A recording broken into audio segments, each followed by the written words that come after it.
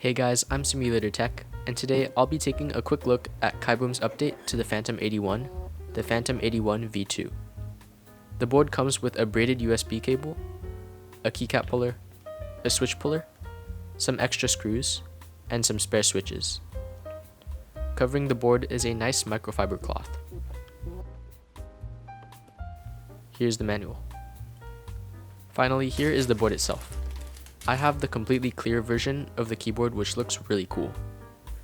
On the back is a silver aluminum weight, and the entire case is made of acrylic.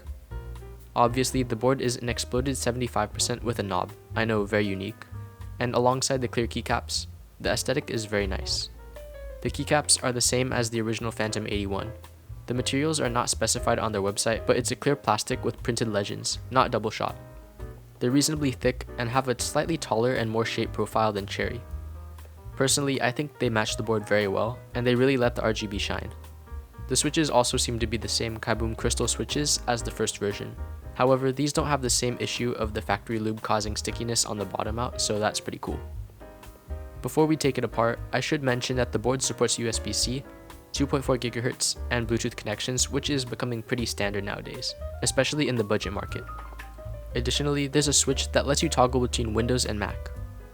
On the back, there's a little slot for the 2.4 GHz dongle to slide into. Alright, now let's take this thing apart.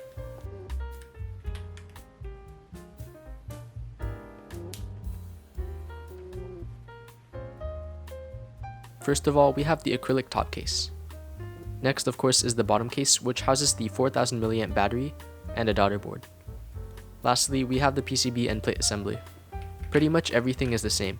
South-facing hot swap PCB, silicone plate dampener, silicone gaskets, but the biggest difference between this board and the first version is the plate.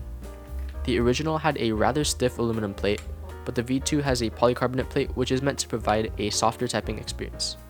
We'll test that later on. Anyway, let's put the board back together and see how it sounds and feels.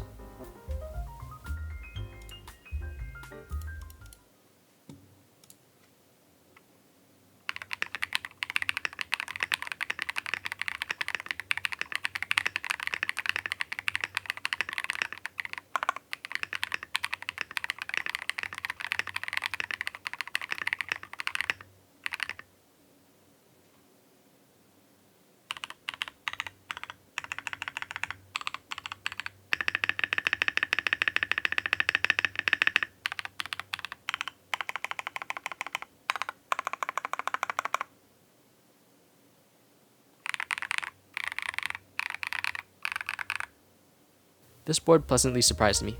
The change to the polycarbonate plate made a big difference, yielding a cleaner and somehow clackier sound profile compared to the aluminum plate. The stabs were pretty much perfect, and the spacebar sounds far better than I expected.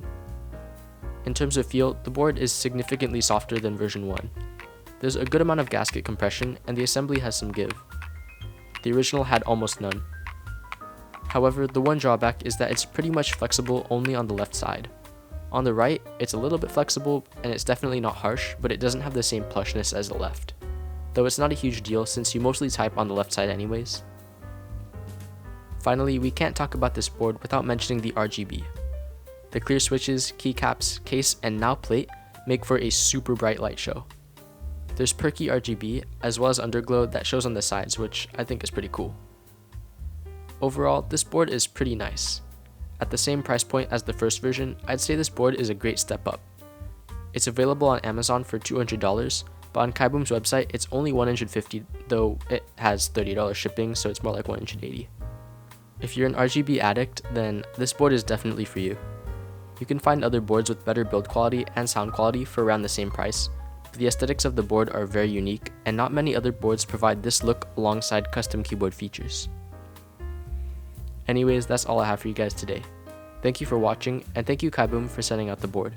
See you guys later. Bye!